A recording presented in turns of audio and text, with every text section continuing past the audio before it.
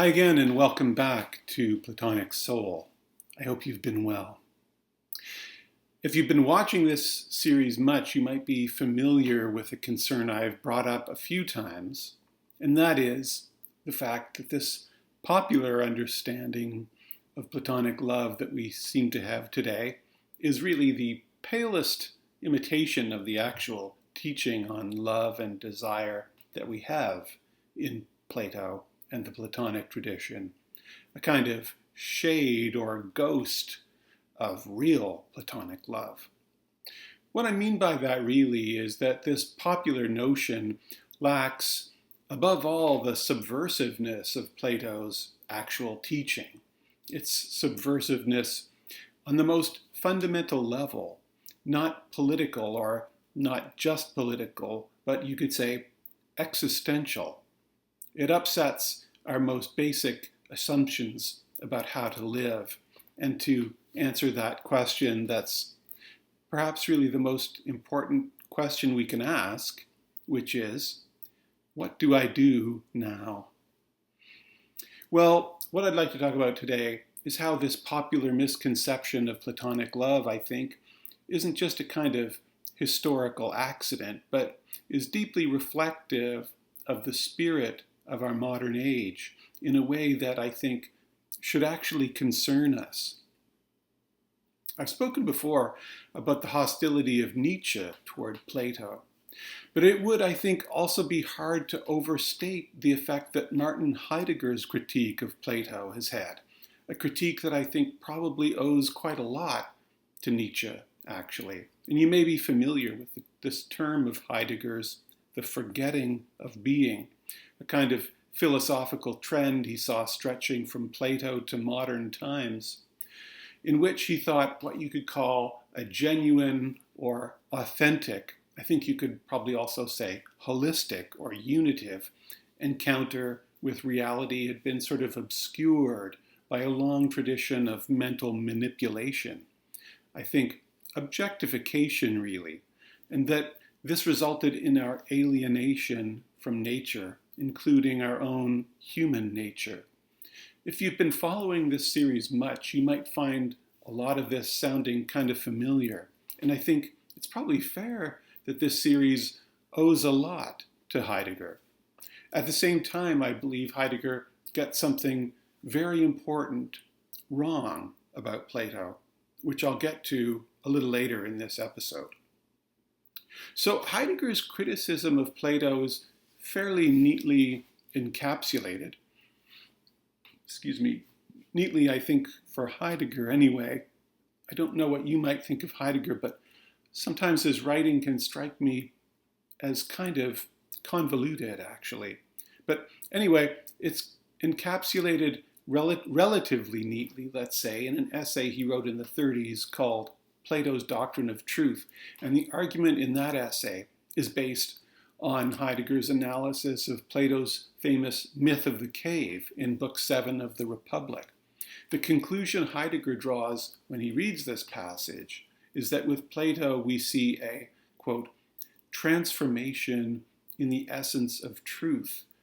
Truth, Heidegger writes, becomes orthoites, the correctness of apprehending and asserting, whereas previously, Heidegger says, it used to be qua unhiddenness, the fundamental trait of being itself. Heidegger had looked at this Greek word for truth, aletheia, in its etymological sense of the privation of oblivion or forgetting or hiddenness. You might be familiar with this mythical Greek river of the underworld, Lethe, which is the river of oblivion. Well, the alpha in front of it, aletheia, negates that. And so we end up with the Greeks denoting the truth using this word for the negation of oblivion, or if you like, hiddenness, aletheia. And Heidegger understands this to mean that early on the Greeks conceived of truth in a more immediate way as that which one encounters when it arises to us from a state of being hidden. So I guess to put it into terms that I'm fond of using in this series, there's a movement in the way we think about truth from that which we encounter immediately to that which we reach through mediation or abstraction. With Plato, we have come to see truth as something that resides in our thoughts. Something is true when we judge that there's a correspondence between it and reality for Heidegger. And so, as Heidegger writes later in this essay, the intellect's judgment and assertion is now the place of truth and falsehood, and of the difference between them. The assertion is called true insofar as it conforms to the state of affairs and thus is homoousios. This determination of the essence of truth no longer contains an appeal to aletheia in the sense of unhiddenness. On the contrary, aletheia, now taken as the opposite of pseudos, false, i.e. of the false in the sense of the incorrect, is thought of as correctness. So aletheia, truth, is thought of as correctness rather than presence of reality. From now on, this characterization of the essence of truth as the correctness of both representation and assertion becomes normative for the whole of Western thinking, Heidegger says. And so this change in the essence of truth that began with Plato, he continues, has ultimately resulted in what you call the existential alienation that besets our time. This is because all representation, after all, is a kind of fiction. So in that sense, all truth conceived in this way is false, something that Nietzsche was the first to realize, bringing this idea of truth as correctness to its conclusion. He writes, in the age, this is what Heidegger writes, in the age when the modern era enters its fulfillment, Nietzsche sharpens the previous thesis still further when he says, quote, truth is the kind of error without which a certain kind of living being could not live. In the final analysis, the value for life is what is decisive. And Heidegger continues, if for Nietzsche truth is a kind of error, a kind of fiction, then its essence consists in a way of thinking that always, indeed necessarily falsifies the real, specifically insofar as every act of representing halts the continual becoming, and in erecting its established facts against the flow of becoming, sets up as the supposedly real something that does not correspond, i.e. something incorrect and thus erroneous. This change in the way we understand truth, Heidegger says, this forgetting of being itself also manifests itself as a preoccupation with mere beings in the form of a narrow humanism that substitutes the achievement of human goals, which may seem reasonable enough to us but are actually finite, even when expressed in terms of conventional religion. Being saved is a goal, getting to heaven is a goal, and therefore all these objectives are in a way limiting and alienating. They're substituted for an authentic encounter with reality as such, reality in its purity. And Heidegger says, what is always at stake is this, in this modern humanism that he puts quotation marks around, to take human beings who, within the sphere of a fundamental, metaphysically established system of beings, are defined as animal rationale, rational animals, and to lead them within that sphere to the liberation of their possibilities, to the certitude of their destiny, and to the securing of their life, he puts in quotation marks. This takes place as the shaping of their moral behavior, as the salvation of their immortal souls, thought of merely as a goal among others, as the unfolding of their creative powers, as the development of their reason, as the nourishing of their personalities, as the awakening of their civic sense, as the cultivation of their bodies, or as an appropriate combination of some or all of these humanisms. What takes place in each instance is a metaphysically determined revolving around the human being, whether in narrower or wider orbits, rather than an orientation, and this is what I'm adding. That was the end of the Heidegger quote, but as opposed to an orientation to being itself in its purity, he means.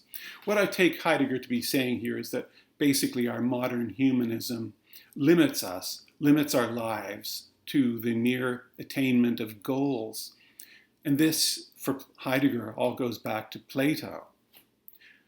Now, almost 100 years after Heidegger wrote his essay, we see this same basic idea permeating culture to some extent. We see similar attitudes toward Plato being expressed to a wider audience. For example, the British psychiatrist Ian McGilchrist, in his 2009 book, The Master and His Emissary, The Divided Brain and the Making of the Western World, basically kind of recasts this Heideggerian critique in neurological terms, in terms of the supposed functions of the brain's left and right hemispheres, which McGilchrist argues are the physical loci or locuses of abstract / mediated on the one hand and immediate unitive cognition on the other. He writes that since Plato, Western philosophy has been given over, quote, to a left hemisphere version of the world. That's of the abstract thinking hemisphere, in which such divides as that between the subject and the object seem especially problematic. But these dichotomies may depend on a certain naturally dichotomizing either or view of the world, and may cease to be problematic in the world delivered by the right hemisphere, where what appears to the left hemisphere to be divided is unified, where concepts are not separate from experience, and where the grounding role of betweenness in constituting reality is apparent. And a little later he says, there is no doubt that it is ultimately the left hemisphere version of the world that Plato puts forward for the first time in history, puts forward so strongly that it has taken 2,000 years to shake it off. By assigning, I guess, ideas, saying ideas are the causes of reality. Though it hasn't really, for McGilchrist, been entirely shaken off, as this battle against this domination of the left hemisphere and the existential alienation it has engendered still hangs in the balance. So we have in our modern era kind of wave of reaction against Plato and an attribution to him of this kind of self-limiting, self-alienating way of existing that seems to beset us, that might seem to begin with Nietzsche. Actually, though, I think the problem goes further back than Nietzsche. Nietzsche was really just reacting to a Plato, in my opinion, that had been poorly represented to him. And this misrepresentation of Plato goes further back probably to, I think, to the origins of our scientific age in the 16th and 17th centuries. I think it's been a characteristic of our modern way of reading Plato to somehow forget the centrality to Plato of the transcending of the subject-object divide, of the idea of an immediate, ecstatic grasp of the truth. I think there's something about our age that wants to not see that in Plato. And then I think it's not a coincidence that we have this popular idea of Platonic love that in a way is really kind of defanged. It's kind of stripped of the ecstatic and sort of stripped of any real power to affect us deeply or change our lives, really. So I say the 16th and 17th century because you didn't see this in the ancient, medieval, and Renaissance interpreters of Plato. Marsilio Ficino, for example, could hardly have been more attuned to the centrality of ecstasy or frenzy, the transcendence of the subject-object divide in Platonic philosophy. This seems to be something we want to unsee in Plato in our modern age. We put all our stock in objectivity. We bring to philosophy the implicit expectation, I think, that it move in a purely Cartesian way by means of objective, or in other words, clear and distinct ideas. And we forget about its goal, the transcending of clarity and distinction, at least as ends in themselves. I think one of the themes of this series is that this isn't the case. One of the goals of this series is to argue against this unseeing of Plato, to remember the Platonic notion that in some sense, of course, philosophy must move, yes, by necessary objective reasons, and yet at the same time, it at its best isn't merely about objective reality, and it can't really be divorced from its effect on us. And I think we'll see Plato bring this idea out quite powerfully in our next episode, when we encounter a passage that reminds us that when we read Plato with sensitivity rather than reactivity, when we greet him with openness, we see in him also a radical openness to the being that transcends all beings. And it's from this radical openness that the Platonic philosophy, I think, gets its deeply subversive power. I hope you can join me then. And until then, be well, and thanks again for watching.